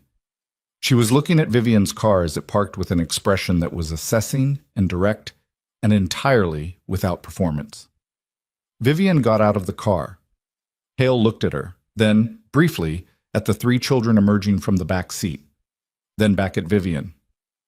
"You drove through an active tail to get here," Hale said. "Yes, with your children in the car." "Yes." Hale looked at her for one more second. "You'd better have what Crane says you have." "I have more than that," Vivian said. She reached into the bag and removed the cloth-wrapped drives and held them out. 3 drives. 2 years. Everything. "I have the names of everyone he owns." Hale took the drives. She did not look down at them immediately. She kept her eyes on Vivian, reading her the way Vivian had learned to read rooms and documents, and the tiny shifts in the faces of people who were about to do something they had decided on. "Once I take these," Hale said, "and once I open a federal file, there is no version of this where it stays quiet. You understand what that means?" "I've understood it for 2 years," Vivian said. Hale nodded once, looked down at the drives in her hand, and somewhere across the city, in a hotel room or a boardroom, or one of the many properties that bore his name in letters no one would connect to him, Damian Cross was making a phone call or receiving one, and the world he had spent 15 years building was beginning to develop. In its foundations, the particular kind of crack that starts small and silent and is already irreversible by the time anyone can see it from the outside. Vivian stood in the federal building parking lot with her children behind her and the afternoon light flat and cold on the concrete, and her hands finally completely still. And she felt the first thing she had permitted herself to feel all day, that was not strategy or calculation or the performance of calm. It was not victory. It was too early and too uncertain for victory. It was the specific sensation of having put something irretrievable into motion, of having crossed a threshold that no amount of Damian's money or Malcolm's maneuvering or the black SUV at the airfield could uncross, and of standing on the other side of it, in the open air, with her children breathing behind her. It lasted approximately 4 seconds. Then Hale said, "Inside. All of you. Now. We have work to do, and based on what Crane told me about what you drove through this afternoon, we have less time than I'd like." Vivian picked up the bag, looked back at her children. Claire was watching her with the eyes she had inherited and the expression she had built herself, the one that was sharp and frightened, and under both of those something that had finally, in this parking lot on this afternoon, resolved into something Vivian recognized. It was the expression of someone who had decided to trust. "Let's go," Vivian said. They went inside, and behind them the parking lot was quiet, and the afternoon was quiet, and nowhere in that quietness was there any indication of the black vehicle that had rounded the corner of the federal building's perimeter road 30 seconds earlier and stopped, and whose driver was now looking at the entrance through which a woman and 3 children and 2 federal adjacent individuals had just disappeared, and was reaching for a phone to make a call that would reach Damian Cross in under 90 seconds. The federal building's interior was the color of institutional patience: gray carpet, fluorescent light, the kind of hallway that exists to move people through it rather than to be occupied. Hale walked ahead with the drives in her jacket pocket and her phone already to her ear, speaking in the compressed, codified shorthand of someone activating a process that had been waiting for the right input. Victor walked beside Vivian. The children followed in the particular formation they had adopted over the course of the day. Clara nearest the front, Daniel in the middle, Mia holding the back hem of Vivian's jacket with one fist. They were put in a conference room on the 4th floor. Not a comfortable room. A working room with a long table and chairs that were functional and a window that looked out at the parking structure across the street. Vivian sat down. Daniel sat immediately. Mia climbed into a chair and folded her arms on the table and put her head down in the way she did when she was managing exhaustion without admitting to it. Clara remained standing near the door until Vivian looked at her and she sat. A junior agent brought water. He was young enough that the situation had put a specific kind of careful blankness on his face. The blankness of someone trying not to visibly register the strangeness of 3 children in a federal conference room on a Tuesday afternoon. Vivian drank the water, set the cup down, looked at the window. Outside in the parking structure, somewhere on a level she couldn't see from this angle, a black vehicle was sitting with a driver who had made a call 90 seconds after she walked through the entrance. She knew this with the certainty of someone who had spent 2 years learning to read the geometry of threat. She did not know what that call had set in motion. She knew it had set something in motion. Hale came back into the room 14 minutes after she had left it. She sat across from Vivian without preamble and placed the drives on the table between them. I've had my technical lead do a preliminary scan. The encryption is sound. We'll need your authorization codes to access the full content. She looked at Vivian directly. Before I ask you for those, I need to understand something. Victor Crane told me this documentation includes evidence of a federal personnel file being accessed without authorization, evidence connecting that access to Cross. Yes. He told me you believe it goes above Cross. The transfer records show 2 payments to an entity I couldn't identify for 14 months. Last spring, I finally traced the entity. It's a holding structure used by a former deputy secretary in the Financial Oversight Division. Someone who left government service 2 years ago under circumstances that were officially described as retirement. She paused. The payments coincide exactly with the dates of Victor Crane's removal proceeding. Hale's face did not change, but something behind it did. A subtle shift in the quality of her attention, the kind that happens when information arrives that confirms something you had suspected but never been able to anchor. You're describing a bribery chain, Hale said. I'm describing what's in the records. What it's called is your department's business. And Malcolm Pierce. Pierce appears as an authorization signatory in the Cross Meridian holding structure. He has been for at least 5 years. He was placed in my path as a managed asset, someone who could contain my operation and report its progress to Cross while appearing to be helping me. She said it cleanly, not with bitterness, because bitterness was an emotion that cost energy she didn't have. He is why the injunctions failed this morning. He filed them in a form that was guaranteed rejection, while telling me the failure came from someone inside his own firm. Hale was quiet for a moment. Then she said, "Where's Pierce now?" "I don't know. He called me approximately 90 minutes ago. I ended the call." "He'll run." "Possibly. Or Damien will move to silence him before he can negotiate with anyone. That dynamic is not my problem to solve." She looked at Hale steadily. "My problem is my children in the next 72 hours. Hale looked at the 3 children. Mia had fallen genuinely asleep with her head on the table. Daniel was watching Hale with the careful, measuring attention he'd been deploying all day. Clara was watching the window. "We can provide federal protection for the duration of the preliminary investigation," Hale said. "That's standard when a primary witness is at active risk." She paused. "It means you go where we put you, for as long as the active threat remains." "I understand. The location won't be your choice." "I know. And Cross will lawyer up the moment we move on him. The legal process from here will take however long it takes," Vivian said. "I've been patient before." Hale looked at her for one more long moment. The look of a woman in a profession that requires constant assessment of human reliability, trying to determine where Vivian Ashcroft fell on the spectrum between credible and broken. Whatever she found there seemed to satisfy something. "Authorization codes," Hale said. Vivian gave them. What followed was not dramatic. This was the thing about the machinery of consequence. It moved slowly and without spectacle, through forms and verification chains and interagency communications that looked nothing like what they were, which was the beginning of the end of Damien Cross's 15-year empire. Vivian sat in the conference room while it started. She drank a second cup of water and then a third. She watched Daniel teach Mia a card game using a deck someone had found in a drawer, using a version of the rules that he was clearly improvising and that Mia was clearly accepting without scrutiny because she trusted him. She watched Clara, who had moved her chair to face the window and was watching the parking structure across the street with the specific quality of attention that Vivian recognized as her own. After 2 hours, a female agent came and took them to a different room, smaller, warmer, with a couch that Mia immediately claimed, and 2 vending machines that Daniel treated as a significant event. Someone brought food. Real food, not vending machine food. Sandwiches and fruit and juice boxes that were clearly intended for the children, and that the children ate with the complete, unselfconscious appetite of people whose bodies had been running on adrenaline since breakfast. Victor came and sat with her while the children ate. He looked tired in a different way than he had looked in his apartment.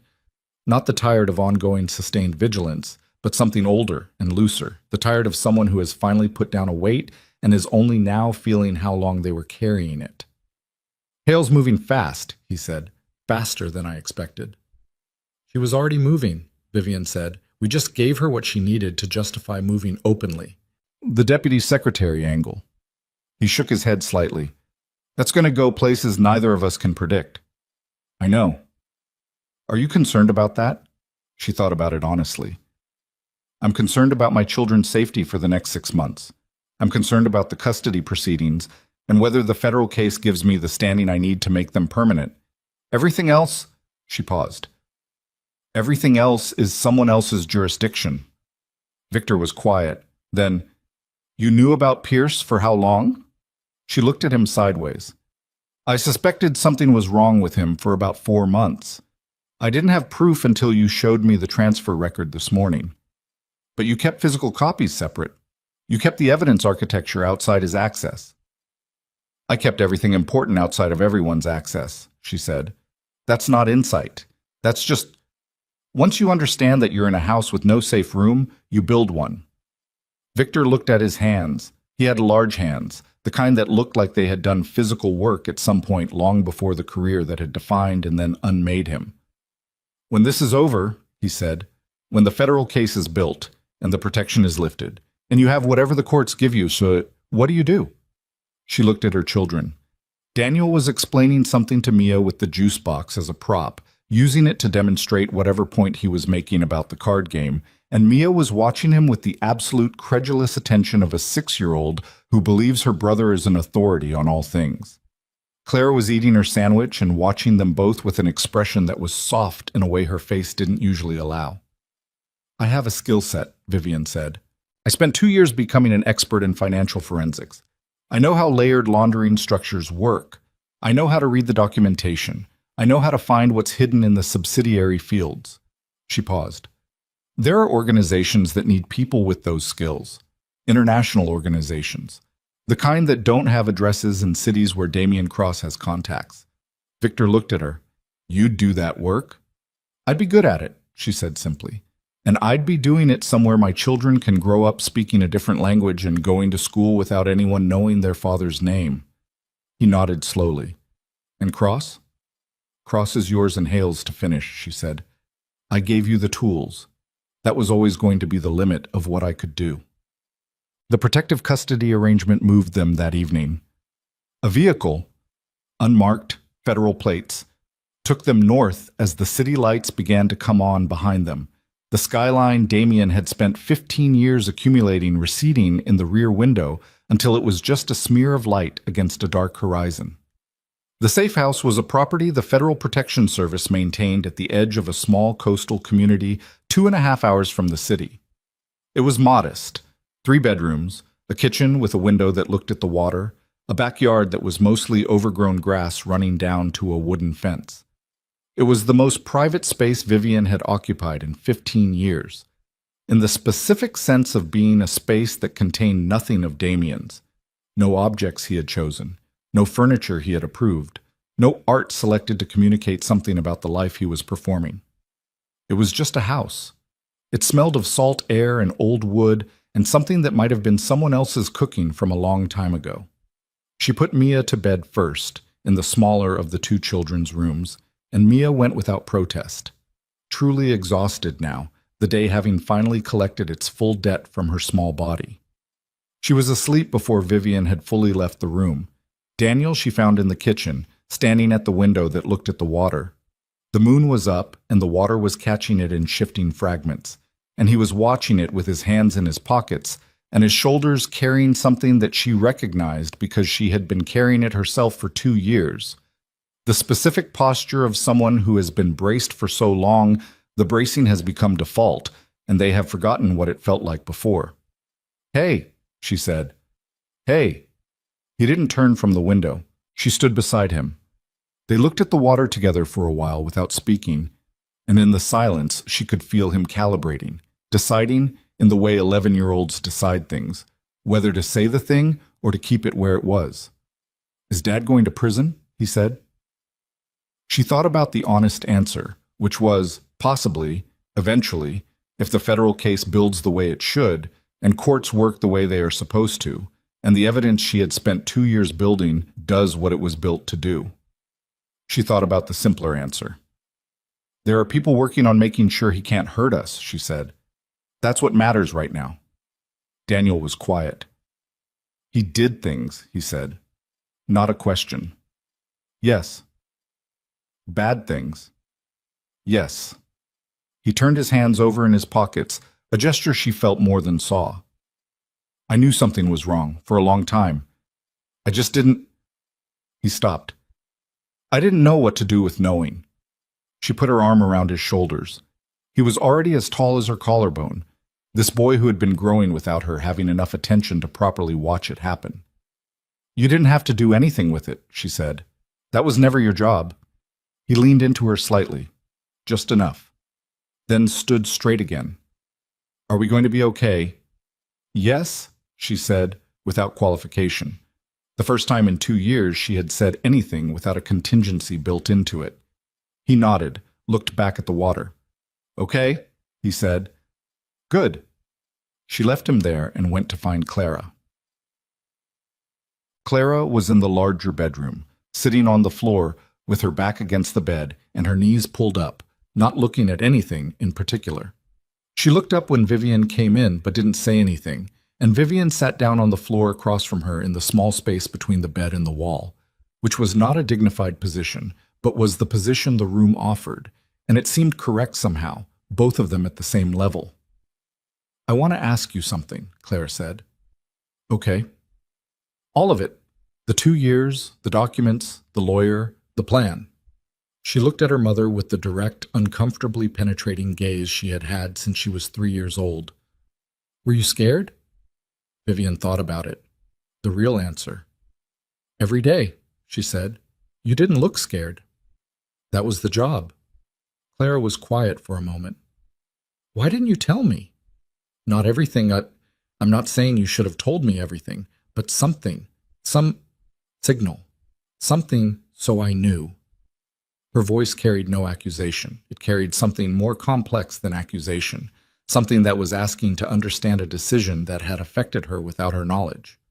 "Because you would have tried to help," Vivian said, "and if you'd tried to help and he'd noticed, your father notices things.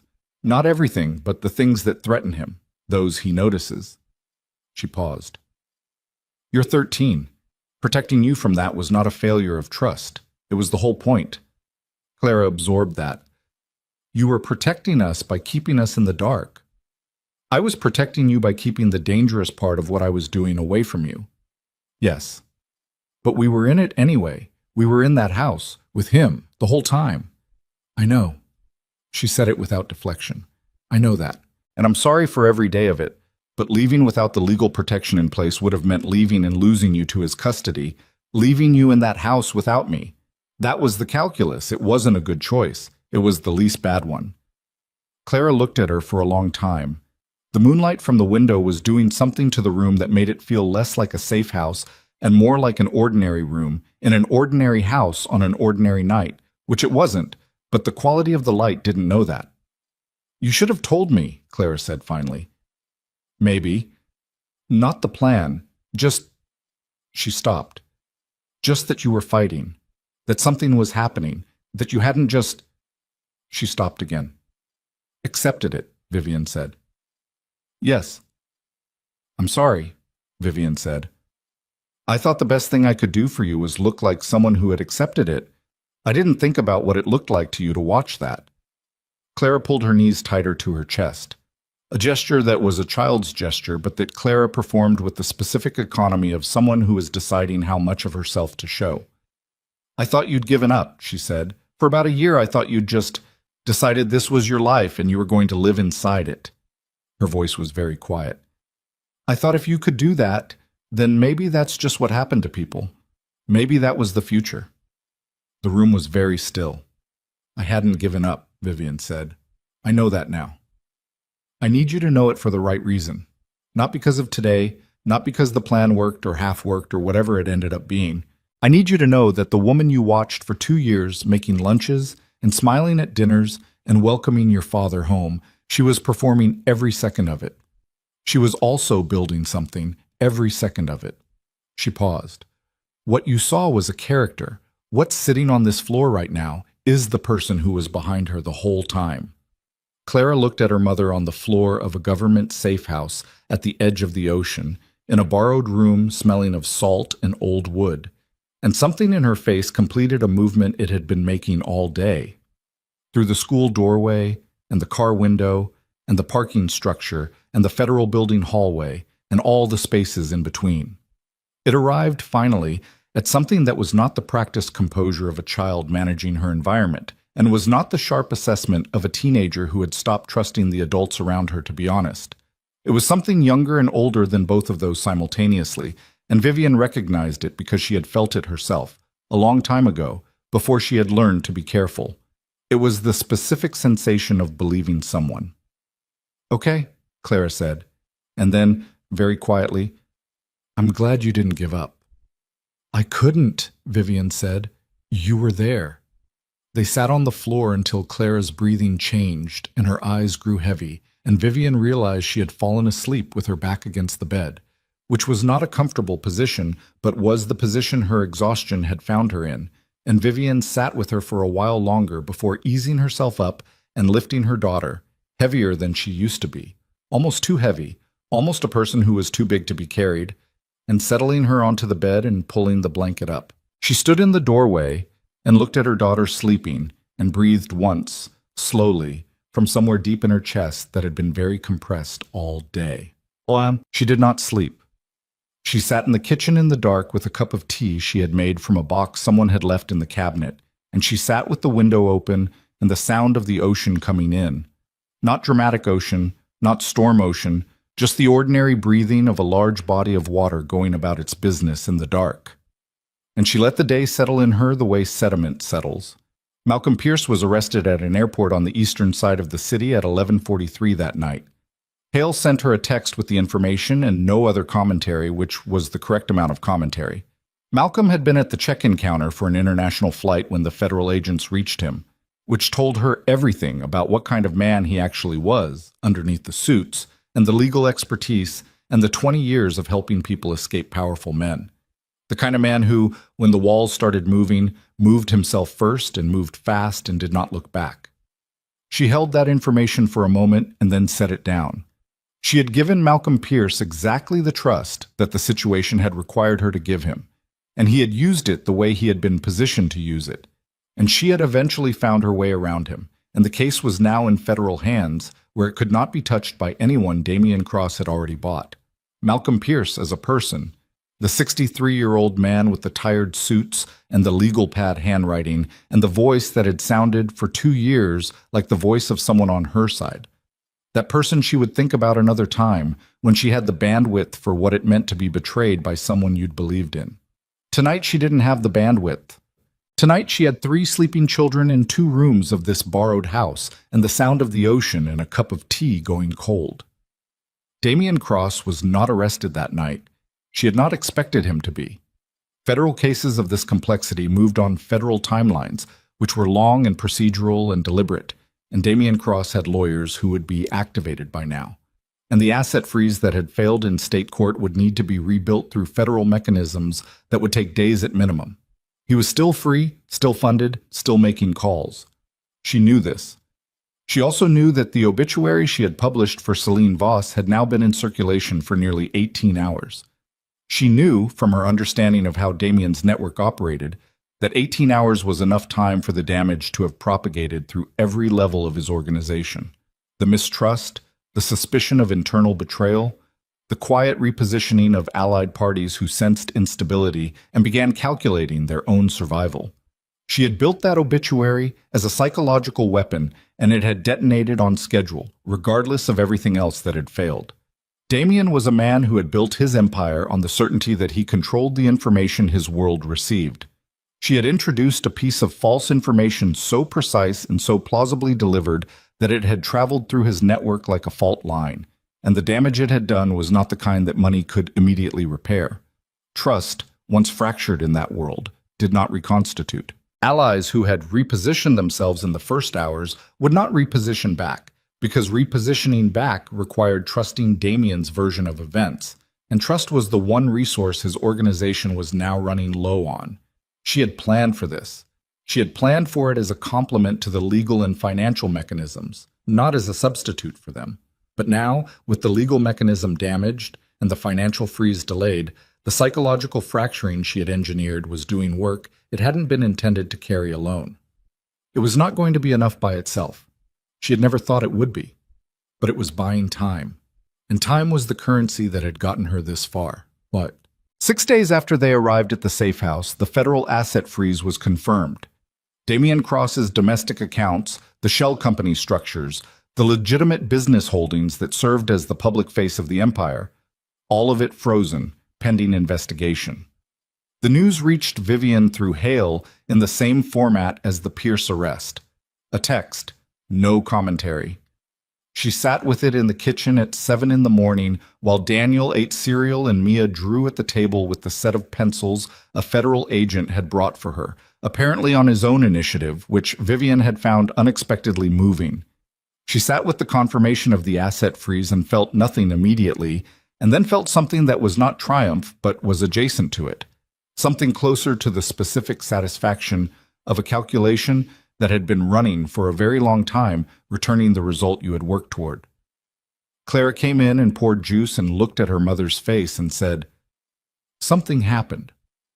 "The financial investigation is proceeding," Vivian said. Clara sat down. She had been doing something over the past 6 days that Vivian had been watching without naming. Slowly, incrementally, she had been releasing something she had been carrying. It was visible in small physical things. The way she sat now versus the way she had sat in the conference room, the first morning. The set of her shoulders. The frequency with which her face was simply at rest, simply present, without the layer of management over it. "How long until the court case?" Claire said. "For custody? Months. The federal case will take longer." She paused.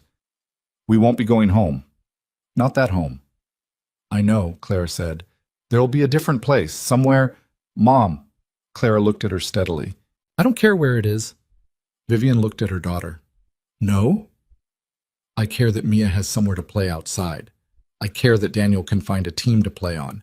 And I care that—" She stopped, looked at her juice.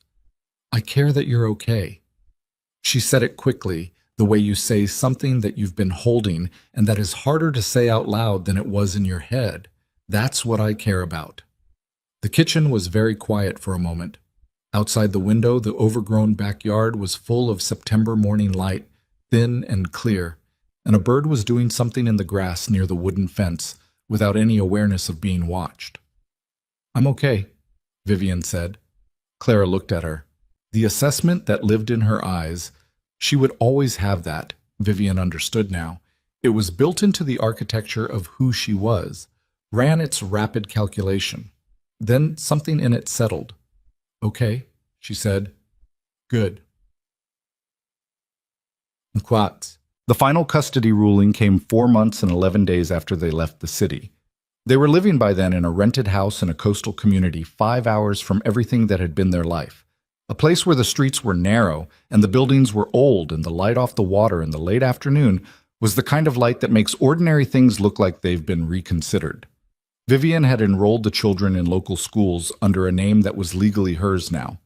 She had taken her own name back, the one that had existed before Damien Cross. And she had begun work as a consultant for an international financial investigation group whose work involved exactly the skills she had spent 2 years acquiring. She worked from the house, mornings mostly, at a kitchen table that was hers. The ruling came by secure electronic filing, forwarded through the federal liaison handling her case. She read it at that kitchen table while the house was empty. Children at school, morning light coming through the window, the ordinary quiet of a weekday morning in a house where nothing was required to be performed. Permanent sole custody. All 3 children. Full control of the family trusts established in the children's names, which the federal investigation had successfully ring-fenced from the asset freeze due to documentation she had prepared.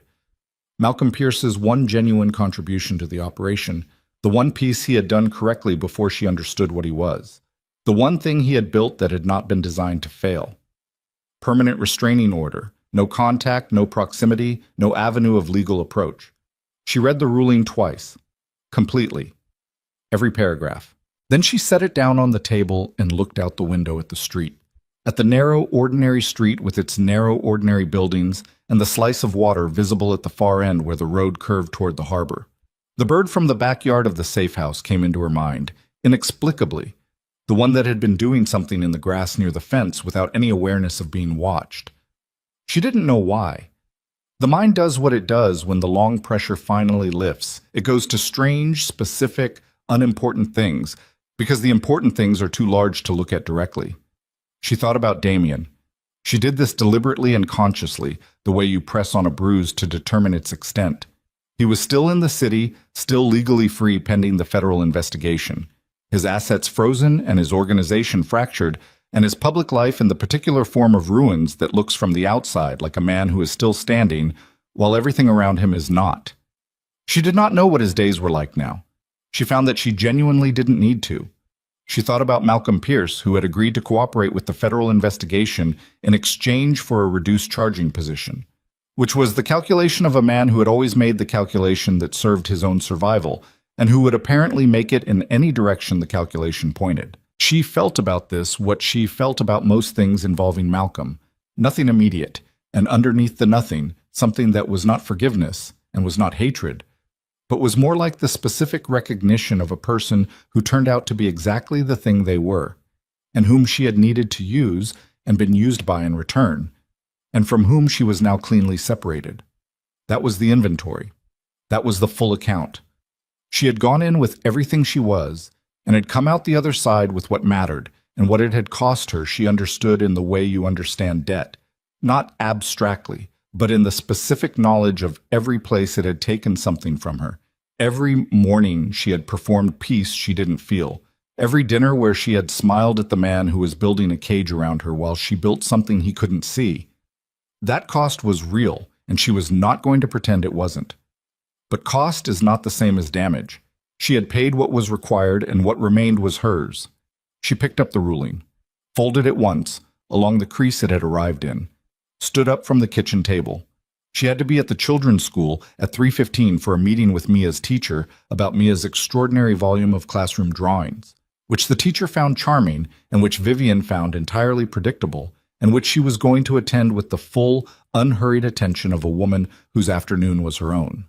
She had 3 hours. She put on her jacket and went outside, and the light off the water at the end of the street was doing the thing it did in the late mornings here, catching the surface at an angle that made it look briefly like something that had been placed there deliberately, like something designed, carefully, and over a long time, to be exactly what it was.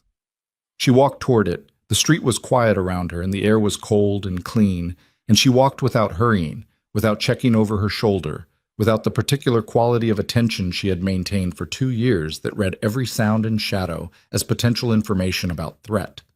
She walked the way people walk when they are in a place that belongs to them, through air they are allowed to breathe without accounting for it.